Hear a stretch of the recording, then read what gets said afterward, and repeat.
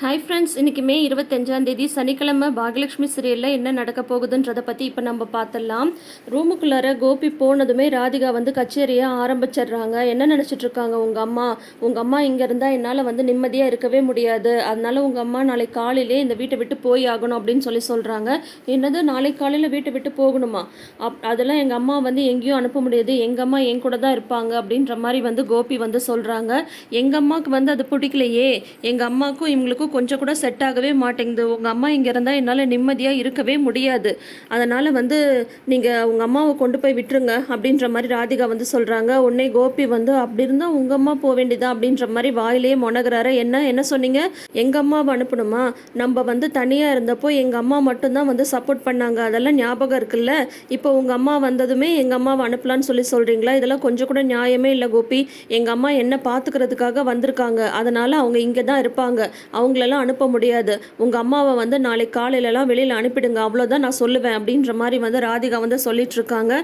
இல்லை அதெல்லாம் என்னால் முடியாது, அவங்க என் கூட வந்திருக்காங்க, நான் எவ்வளோலாம் பேசி அவங்கள இங்கே கூட்டிகிட்டு வந்திருக்கேன், அதனால அவங்களெல்லாம் என்னால் அனுப்ப முடியாது, அவங்க இங்கே தான் இருப்பாங்க ராதிகா அப்படின்ற மாதிரி வந்து சொல்லிட்டு இருக்காரு. அப்போ கரெக்டாக கையில் பெட்டியோட கமலா வந்து வராங்க. கமலாவை பெட்டியோட பார்த்ததும் ராதிகாவுக்கு வந்து ஷாக் ஆகிடுது. என்னம்மா இதெல்லாம் அப்படின்ற மாதிரி வந்து கேட்குறாங்க. நான் இங்கேருந்து கிளம்புற ராதிகா அப்படின்ற மாதிரி அவங்க ஒரு பக்கம் ட்ராமா போட ஆரம்பிக்கிறாங்க. நீ எதுக்குமா போகணும் அப்படின்ற மாதிரி சொல்கிறாங்க. அதுதான் உன் மாமியாருக்கு நான் இங்கே இருக்கிறதே பிடிக்கலையே, எனக்கும் அவங்களுக்கும் செட் ஆகவே மாட்டேங்குது, நான் எப்படி அப்புறம் இங்கே இருக்க முடியும், நான் சந்துரு வீட்டுக்கே போகிறேன் அப்படின்ற மாதிரி சொல்கிறாங்க. உடனே ராதிகா வந்து அதெல்லாம் நீ எங்கேயும் போகக்கூடாதுமா, நீ இங்கே தான் இருக்கணும், நாளைக்கு காலையிலலாம் அவங்க வந்து கிளம்பிடுவாங்க அப்படின்ற மாதிரி ராதிகா வந்து சொல்கிறாங்க. என்னது, நாளைக்கு காலையில் கிளம்பிடுவாங்களா? நான் அப்படி சொல்லவே இல்லையே அப்படின்ற மாதிரி கோபி வந்து சொல்கிறாங்க. நீங்கள் சொல்லனா என்ன, நான் சொல்கிறேன், அவங்க இங்கே இருக்கக்கூடாது, அவ்வளோதான், எங்கள் அம்மா இங்கே தான் இருப்பாங்க அப்படின்ற மாதிரி சொல்கிறாங்க. என்ன ராதிகா பண்ண சொல்கிற, உன்னையும் மயூவையும் பார்த்துக்க தான் நான் வந்தேன், நீ இப்போ வாயும் வயிறுமா இருக்க, நான் போயிட்டா நீ கஷ்டம் தான் படுவ, எனக்கு புரியுது, நான் இல்லைன்னு சொல்லலை, அதுக்காக நான் வந்து இங்கே இருந்து அந்த அம்மாட்ட அவமானப்பட்டுட்டே இருக்கணுமா, அந்த அம்மா வந்து என்னை அசிங்கப்படுத்திட்டே இருப்பாங்க, அதெல்லாம் தாங்கிட்டு இருக்கணுமா அப்படின்ற மாதிரி வந்து இவங்க ஒரு பக்கம் சொல்லிட்டு இருக்காங்க. அதெல்லாம் ஒன்றும் இல்லை, எல்லாருமே இங்கேயே இருக்கலாம், எந்த பிரச்சனையும் வராமல் நான் பார்த்துக்கிறேன் அப்படின்னு சொல்லிட்டு கோபி வந்து போயிடுறாரு. உடனே வந்து பார்த்தீங்கன்னா ராதிகா வந்து, அம்மா நீ என்னை விட்டு போயிடாதம்மா, நீ போயிட்டா என்னால் இங்கே வந்து சமாளிக்கவே முடியாதுமா, எனக்குன்னு யாருமே இல்லைம்மா அப்படின்ற மாதிரிலாம் ராதிகா ஒரு பக்கம் பேசிகிட்டு இருக்காங்க.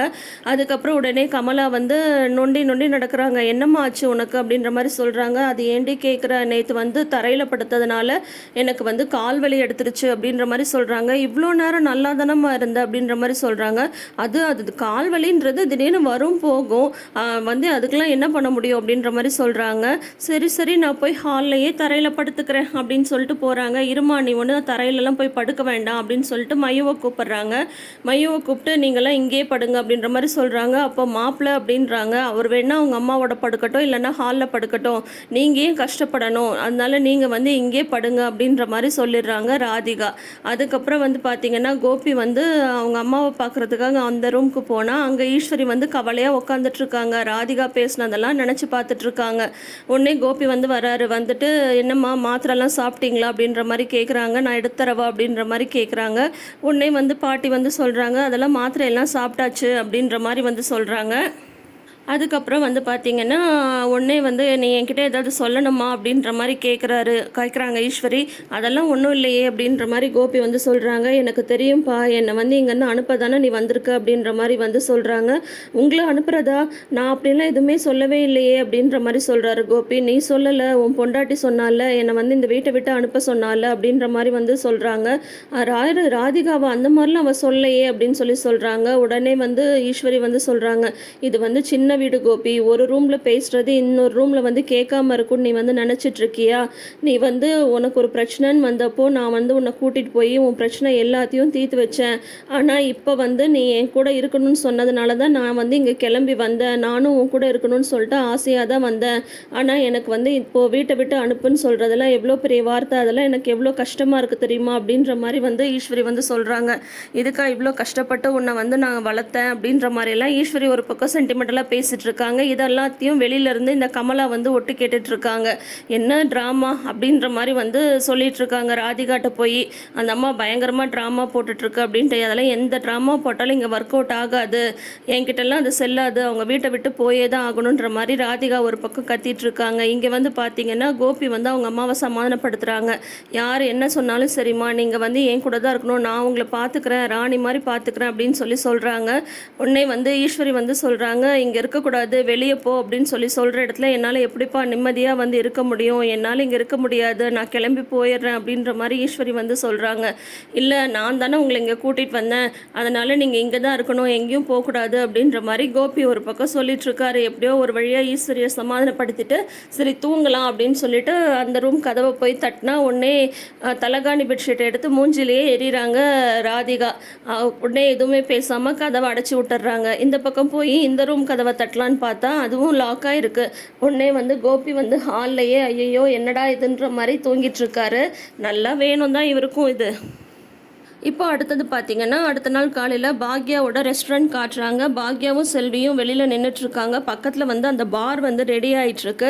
அதுக்கு உண்டான வேலையெல்லாம் அவங்க பார்த்துட்ருக்காங்க. உடனே 2 பேரும் உள்ளே வந்ததும் செல்வி வந்து சொல்கிறாங்க, அக்கா எனக்கு என்னமோ மனசு திக்குன்னு அடிச்சுக்குதுக்கா, ஒரு குடிகாரன் கூடயே நான் வந்து குடும்பம் நடத்திட்டுருக்கேன், அதனால் என்னென்னலாம் பிரச்சனை வரும்னு எனக்கு தெரியும், எனக்கு என்னமோ பயமாக இருக்குக்கா, இந்த பாரை இங்கே வைக்க விடாமல் பண்ணணும்க்கா அப்படின்ற மாதிரி செல்வி வந்து சொல்கிறாங்க. நம்ம என்ன செல்வி பண்ணுறது, இப்போ வந்து நம்ம எதுவுமே வந்து பேச முடியாது அப்படின்ற மாதிரி வந்து சொல்லிட்டே இருக்கும்போது கரெக்டாக அந்த பார் ஓனர் வந்து உள்ளே வராங்க.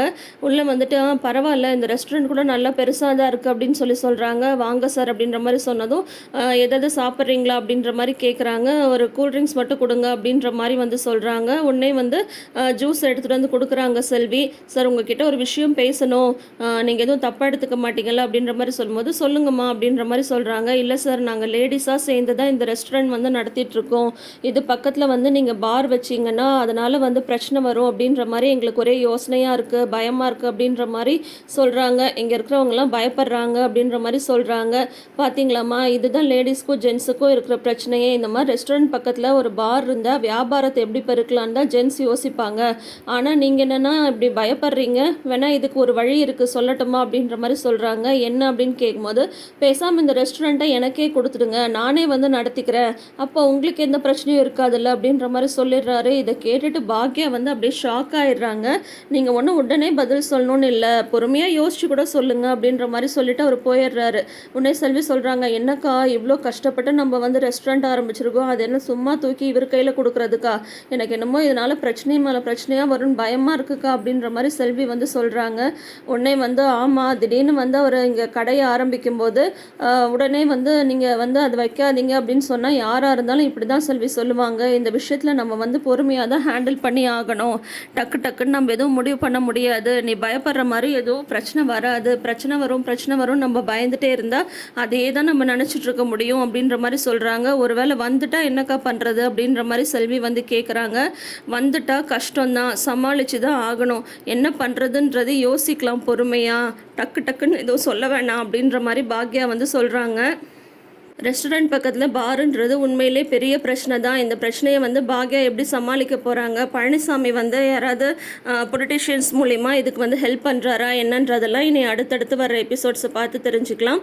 இப்போ அடுத்தது வந்து பார்த்திங்கன்னா வந்து பாக்யாவும் செல்வியும் வந்து கிச்சனில் இருக்காங்க. அப்போ வந்து செல்வி வந்து வீட்டுக்கு கிளம்பிட்டுருக்காங்க. அப்போ வந்து செல்வி வந்து பாக்யாட்ட ஒரு விஷயத்த சொல்கிறாங்க, அக்கா நம்ம வீட்டில் ஒரு விஷயம் நடக்குது, நீ வந்து கவனிச்சியா அப்படின்ற மாதிரி சொல்கிறாங்க. என்ன அப்படின்னு கேட்கும்போது, இல்லை ஜெனி பாப்பாக்கும் அமிர்தாக்கும் வந்து ஏதோ வந்து சண்டை நடக்குது அப்படின்ற மாதிரி எனக்கு வந்து தோணுது, 2 பேரும் ஏதாவது அடிச்சுப்பாங்களோன்னு எனக்கு கொஞ்சம் பயமாக இருக்குக்கா, கொஞ்ச நாளாகவே 2 பேரும் சரியில்லை அப்படின்ற மாதிரி வந்து சொல்கிறாங்க செல்வி. நீயும் அதை கவனிச்சியா அப்படின்ற மாதிரி பாக்யா வந்து கேட்குறாங்க.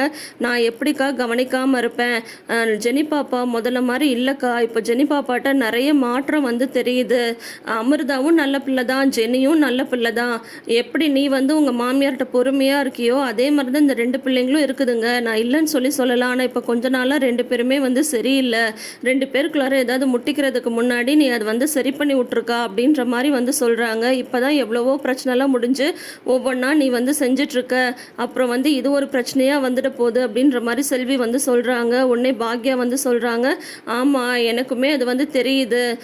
இப்போ வந்து லைட்டாக புகையும் போதே இதை வந்து சரி பண்ணிடுறேன், நீ ஒன்றும் கவலைப்படாத, 2 பேரும் நல்ல பிள்ளைங்க, சொன்னால் வந்து கேட்டுப்பாங்க அப்படின்ற மாதிரி பாக்யா சொல்லிட்டு இருக்கும் போதே அமிர்தா வந்து வராங்க. என்னக்கா கிளம்பிட்டீங்களா அப்படின்ற மாதிரி கேட்குறாங்க. ஆமாம்மா அதான் கிளம்பிட்டேன் அப்படின்னு சொல்லிட்டு செல்வி வந்து கிளம்பிடுறாங்க.